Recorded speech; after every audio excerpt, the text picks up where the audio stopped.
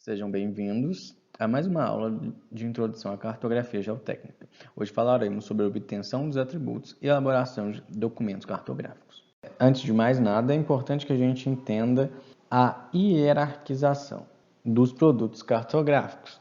E justamente, o processo de hierarquização tem como objetivo a ordenação das informações de qualquer natureza, segundo algum critério, seja pelo grau de importância de uma determinada finalidade, ou no sentido de um melhor detalhamento, ou ainda na cadeia de dependência de informações, em que no sentido decrescente ou crescente e de diversas outras possibilidades. E esses critérios que vão ser definidos nesse processo de hierarquização pode ser também utilizado de maneira absoluta ou então em classes que relacionam categorias sobre determinado tema.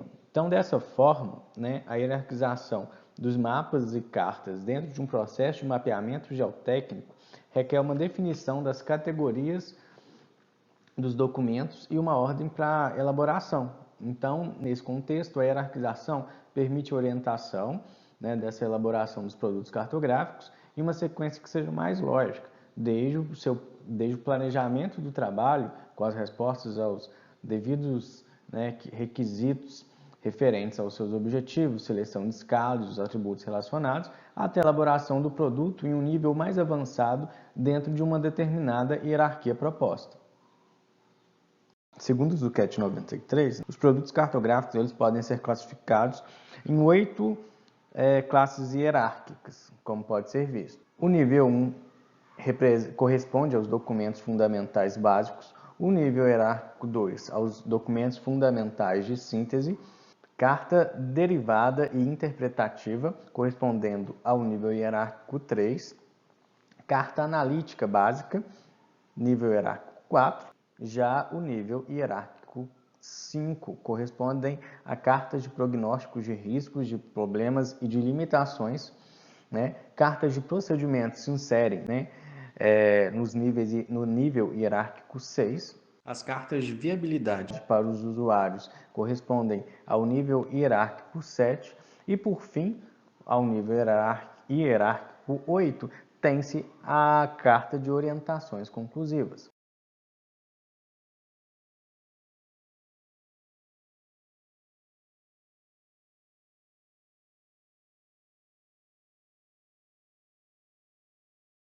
E quando a gente pensa no nível hierárquico 1, ou seja, nos documentos fundamentais básicos, a gente vai pensar naqueles documentos, justamente, que são documentos básicos e que vão registrar as características dos componentes do meio físico, biológico ou ainda antrópico, e sempre focando na variação espacial desses atributos. Então, vamos pensar.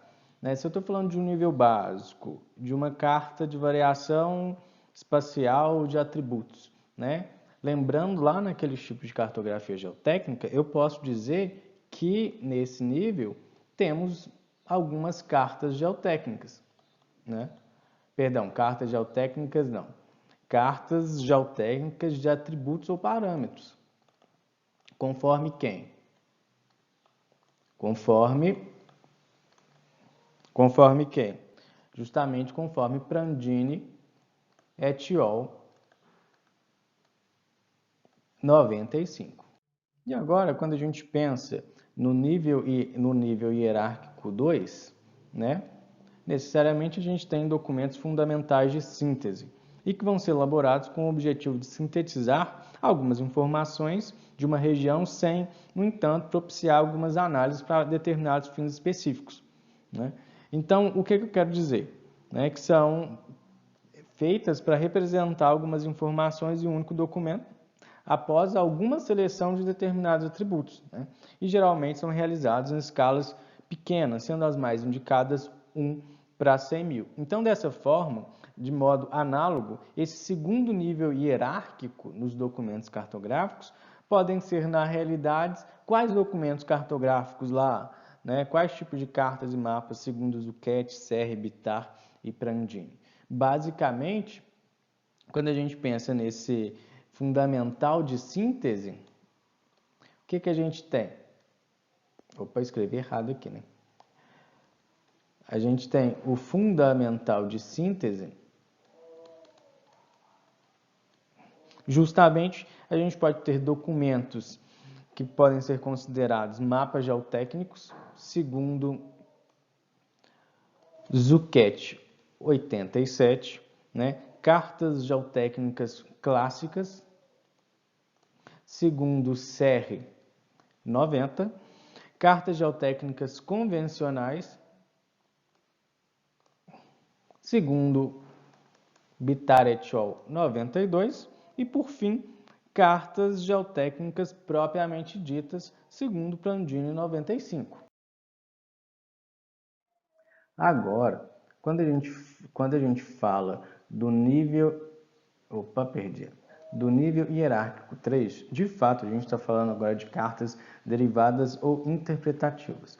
E justamente ela vai ser produzida por uma determinada condição que já é pré-definida e o seu resultado, né, reflete a análise de um determinado parâmetro, considerando que as características de cada divisão da área, as características de cada divisão. Bom, e cada unidade, né, nesse documento ela vai ser classificada quanto ao comportamento natural diante aí a uma determinada situação de uso, né? Então, em linhas gerais, o que a gente está falando? Derivada de cartas que vão apresentar, né, um mínimo interpretativo. Exemplo, serão geradas cartas para fundação, seja lá a partir da análise de uma área que tem solo, tem argilas compressíveis e argilas não compressíveis, né, com base e também, sei lá, uma outra carta que esteja relacionado à espessura dessas unidades de argila, né, para elaboração de uma carta de fundação, né, de uma carta de condições de drenabilidade, de escavabilidade, dentre outras. Então, na realidade, a gente já tem uma interpretação mais insípida nessas cartas derivadas ou interpretativas. E é aconselhável, né, que essas cartas elas já sejam em escalas maiores de 1 para 100.000, ou seja, um patamar superior aos documentos do nível hierárquico 2. Quando a gente pensa, né, no nível hierárquico 4, a gente está falando agora, né, de cartas analíticas básicas. E essas cartas analíticas básicas, elas são elaboradas com base em um conjunto de informações sobre os diversos componentes básicos de um meio, né? E normalmente estarão relacionadas à avaliação de alguma probabilidade, seja absoluta, seja relativa, da ocorrência de processos naturais. Então percebam o seguinte, né? Quando comparativamente a gente analisa aquelas definições, né, dos tipos de cartas apresentadas por Serre, Prandini, Bitar e Zucchet, necessariamente aqui a gente já tem aquelas cartas de suscetibilidade, né? Segundo cartas geotécnicas, segundo Zucchet 87, mas de acordo com os outros autores, o Zucchet, Serre 90, Bitar et al. 92, Prandini et al. 93, nós temos 95, nós temos justamente as cartas de suscetibilidade nesse nível hierárquico 4. E quando a gente pensa no nível hierárquico 5, né, necessariamente a gente está falando das cartas de prognóstico de risco, de problemas e de limitações. E ela vai ser montada considerando a interação de diversas características dos componentes do meio ambiente. Então, nesse caso, de fato, a gente agora entra com a cartografia de risco, né? Efetivamente a cartografia de risco, seja, né, absoluto ou total, e lembrando que sempre risco alguma coisa. E também neste nível hierárquico, o nível hierárquico 5, a gente vai ter a mesma classificação quanto às cartas, né, que são as cartas de risco, seja para Bitar, Prandini ou Serri. Quando a gente fala agora das três últimas classes, né, a classe 6, 7, classe não, os níveis hierárquicos, 6, 7, 8. Quando a gente trabalha com o nível hierárquico 6, a gente está falando de cartas de procedimento, que justamente visam, né, retratar os procedimentos construtivos e os cuidados de implementar formas de ocupação. Quando a gente trabalha com as cartas com o nível hierárquico 7, a gente está falando de carta de viabilidade para os usuários. Então, de certa maneira, a gente está falando, né, de um documento que deve ter como base todas as informações que o ambiente apresenta e tem que considerar todas as relações entre os diferentes vetores dessa ocupação. Então, qual que é o objetivo principal, né, e qual é o tipo de produto, de documento que é gerado, né, nessas cartas de viabilidade? Justamente são cartas de viabilidade de aeroportos, de reservatórios, de captação de água, né? E assim sucessivamente. E quando a gente pensa no nível 8, a gente está falando aí de cartas de orientações conclusivas. E essas orientações conclusivas, elas justamente visam o quê? Hierarquizar as unidades considerando somente atributos do meio físico. E justamente aí tem como objetivo permitir a tomada de decisões administrativas e econômicas. Então, de fato, vai ser um documento que vai ali sintetizar tudo e deixar tudo redondinho, né? Para que seja utilizada para a tomada de decisões. Mas, de um modo geral, é importante salientar, né, que os níveis hierárquicos 6, 7 e 8 geralmente estão associados, né, à cartografia geoambiental. Comumente a gente vai encontrar, né, associada à cartografia geotécnica também a cartografia ambiental. Mas nessa circunstância, nessa disciplina, na realidade, a gente está focando na cartografia geotécnica. Então, de fato, a gente vai trabalhar com quais mapas? Aqueles mapas do zoneamento geotécnico geral, né, que sejam os clássicos, os convencionais de cartografia geotécnica, de suscetibilidade e de risco. Né? E também a gente vai acabar assumindo a questão da aptidão à urbanização, que alguns autores também acham importantes. E só finalizando a questão da hierarquização, é importante que a elaboração dos documentos cartográficos em cada nível hierárquico seja sempre condicionada aos níveis inferiores e sempre, né, relacionados a um conjunto de atributos. Então, é inevitável que, por mais que você esteja lá no nível, né, no nível 4, que vai analisar a suscetibilidade, que são justamente aqueles mapas, aquelas cartas analíticas básicas, é necessário que a gente tenha a documentação dos níveis inferiores, pensando necessariamente do nível fundamental básico, que é o nível 1, e por vezes, né, até o nível fundamental de síntese, que é o nível 2. O nosso objetivo, né, com o desenvolvimento da cartografia geotécnica é justamente resolver alguns problemas específicos, auxiliar na previsão de cenários, justamente, né, com base na análise da interação de diversos atributos.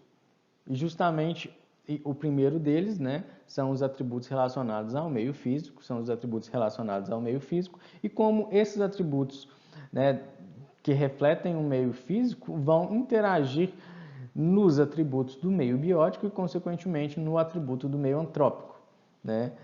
Sobretudo pensando que essa interação com o meio antrópico, essa análise da interação com o meio antrópico é de extrema importância, né? Visto justamente que a cartografia geotécnica ela visa problemas como ocupação irregular e mesmo o desenvolvimento e o planejamento urbano.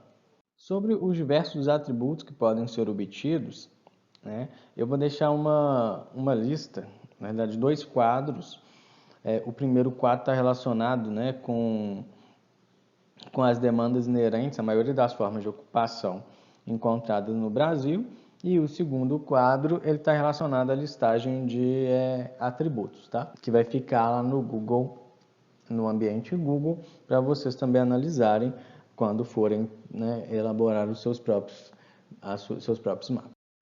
Bom, e é importante lembrar, né, ter em mente a questão que a escala adotada para o desenvolvimento de mapeamento geotécnico vai impor algumas condições técnicas que devem ser respeitadas, né, justamente porque tem que haver aí uma compatibilidade entre a escala, as finalidades do mapeamento geotécnico e a extensão territorial a ser mapeada, né? E é óbvio, né, que quando a gente fala da cartografia geotécnica, escalas menores que 1 para 100 mil são extremamente, produtos cartográficos, né?